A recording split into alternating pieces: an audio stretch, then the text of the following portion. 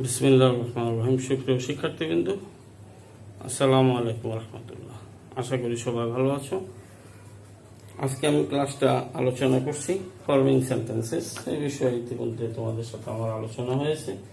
কিভাবে তুমি সেন্টেন্স তৈরি করবে এটা নিয়ে আলোচনা হচ্ছে। কত সহজে তুমি সেন্টেন্স তৈরি করতে পারো এবং কিভাবে তুমি মুখস্থ না করেও পরীক্ষায় ইংরেজি লিখতে পারো অথবা কারোর সাথে ইংরেজি বলতে পারো, সেই বিষয়টা নিয়ে আমি আজকে আলোচনা করছি। দেখো, আমার আজকের পূর্বে আমি 2-3টা স্ট্রাকচার আলোচনা করেছি। আজকে যে স্ট্রাকচারটা আলোচনা করছি সেটা এরকম আর কি। প্রথমে সাবজেক্ট হবে, ভার্ব হবে, verb transitive verb most often. তারপরে নাউন অথবা প্রনাউন হবে, অর্থাৎ অবজেক্ট হবে আর কি। সোজা কথায় এটাকে আমরা অবজেক্ট বলতে পারি। তারপরে নট হতে পারে যদি নেগেটিভ হয়, নাও হতে পারে। তারপরে টু হবে, ইনফিনিটিভ হবে, অর্থাৎ ইনফিনিটিভ ভার্ব হবে, টু এর পরে ভার্ব আসবে। এই হলো সেন্টেন্স স্ট্রাকচারটা। এই স্ট্রাকচারে তুমি কিভাবে সেন্টেন্স তৈরি করবে, যেমন আমি বললাম শিক্ষক তাকে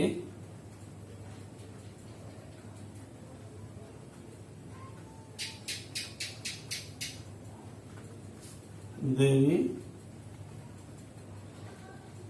না করতে সতর্ক করলেন।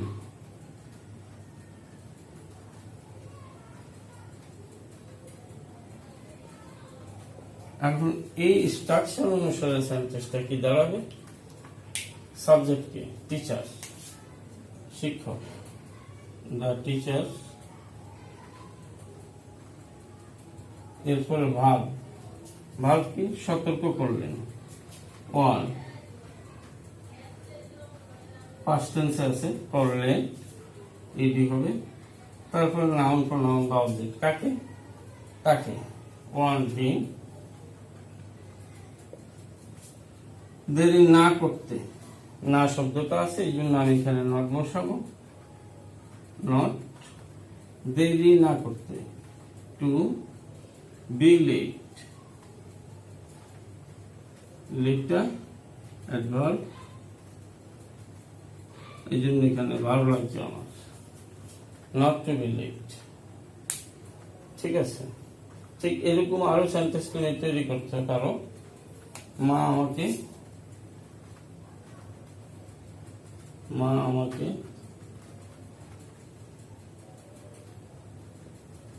মনোযোগ দিয়ে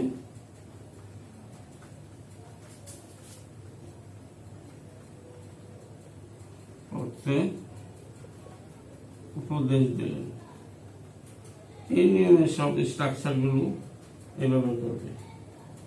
এই জাতীয় সেন্টেন্স পেলে তাহলে কি হবে? মা আমাকে মনোযোগ দিয়ে পড়তে উপদেশ দিলেন। সাবজেক্ট কি? মাদার। উপদেশ দেওয়া ইংরেজি কি? পরে ভার্ব আসলো আমার, সাবজেক্টের পরে ভার্ব ট্রানজিটিভ, উপদেশ দেওয়া, অ্যাডভাইসড। তারপরে অবজেক্ট, নাউন প্রনাউন কাকে? আমাকে, অ্যাডভাইসড মি। তারপরে এখানে নেগেটিভ নেই তাই আমি নট বসালাম না, টু হলো। টু রিড, বা টু এর পরে ভার্ব আসবে, টু রিড, মনোযোগ দিয়ে, অ্যাটেনশন দিয়ে।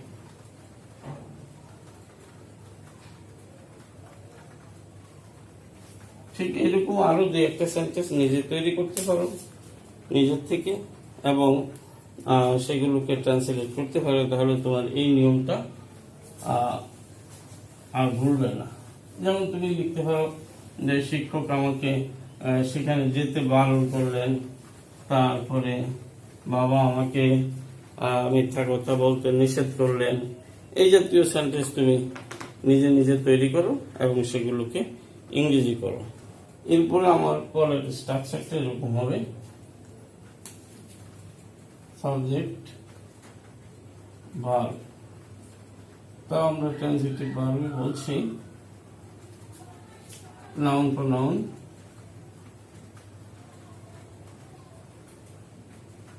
অর্থাৎ অবজেক্ট, তারপরে টু বি, এরপরে কমপ্লিমেন্ট।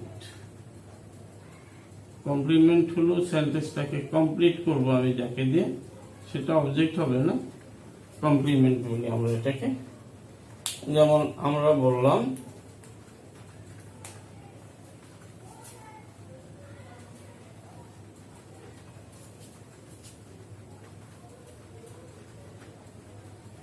আমরা তাকে বন্ধু সুলভ,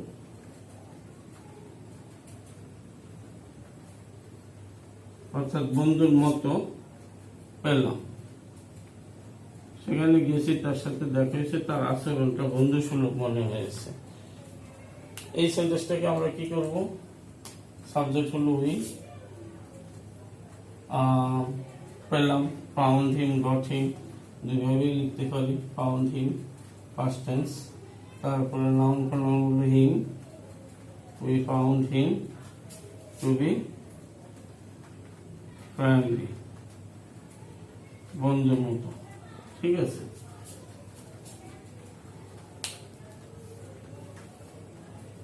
আমি লিখতে পারি আমি তাকে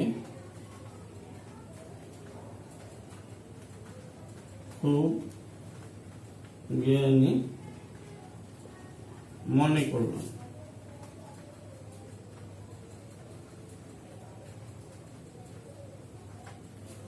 তাহলে কি হবে? এটা আমি মনে করলাম, আই থট।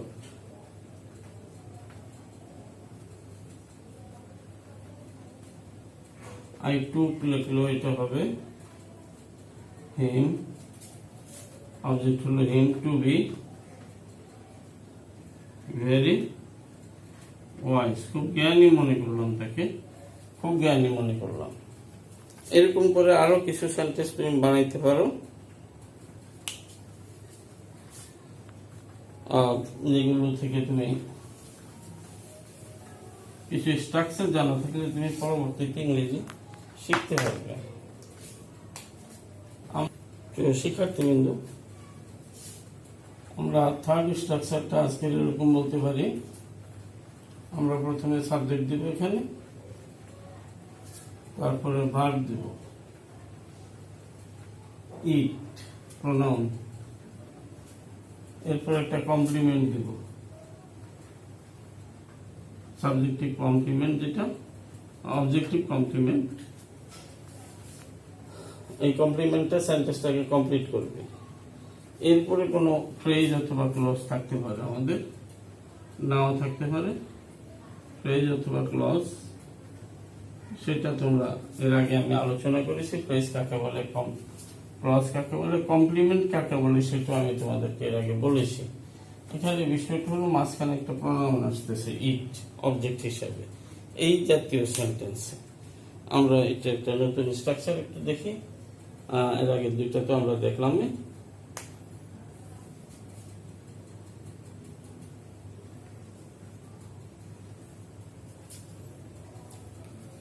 সেখানে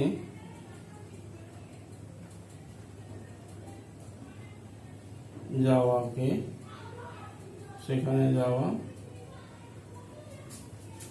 সবাই সম্মানজনক মনে করল।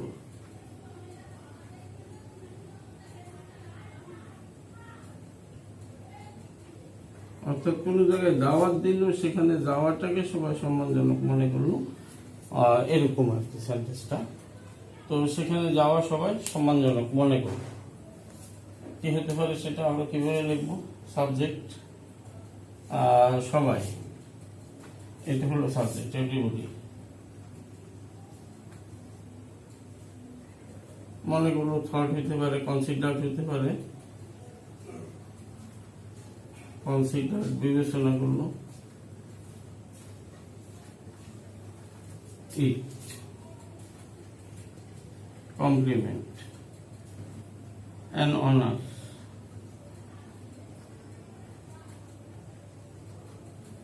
এরপরে সেখানে যাওয়া, to go there. To go দেয়ার, সেখানে যাওয়াটাকে সবাই সম্মানজনক মনে করলো। এরপরে তুমি আরেকটা সেন্টেন্স যদি আমরা এখানে এই নিয়মে লিখি,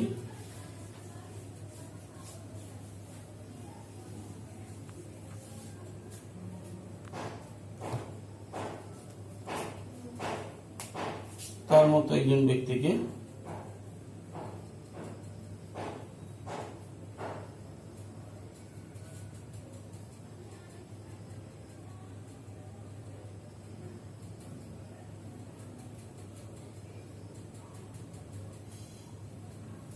সাহায্য করতে পারা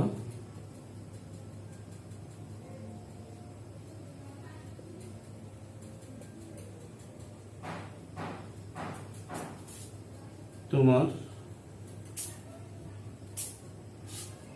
জন্য ভাগ্যের ব্যাপার।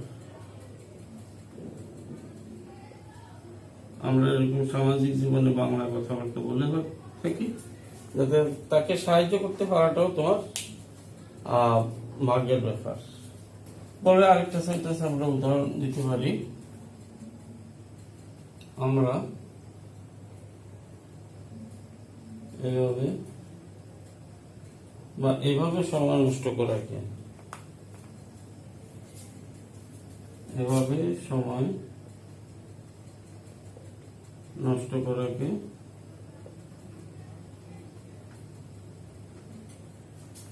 আমরা ক্ষতিকর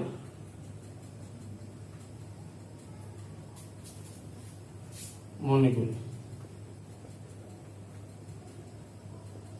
কি হবো আমরা ইংরেজিটা কি লিখবো? আমরা মনে করি,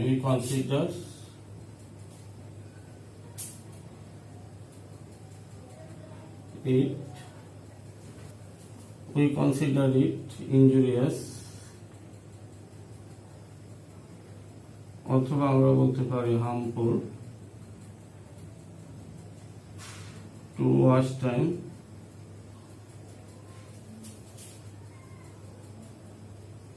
in this way. ওকে, আমার প্রিয় শিক্ষার্থী, কিন্তু আজকে আমরা এই তিনটা নিয়ম আলোচনা করলাম। ইনশাল্লাহ পরবর্তী ক্লাসে আমরা আবার কিছু নিয়ম আলোচনা করব। তিনটা স্ট্রাকচার, এই তিনটা স্ট্রাকচার তোমরা এই সপ্তাহে একটু প্র্যাকটিস করো। ইনশাল্লাহ আশা করি এটা তোমাদের জন্য হেল্পফুল হবে। তো পরবর্তী ক্লাস পর্যন্ত সবাই ভালো থাকো, সুস্থ থাকো। আসসালামু আলাইকুম রহমতুল্লাহ।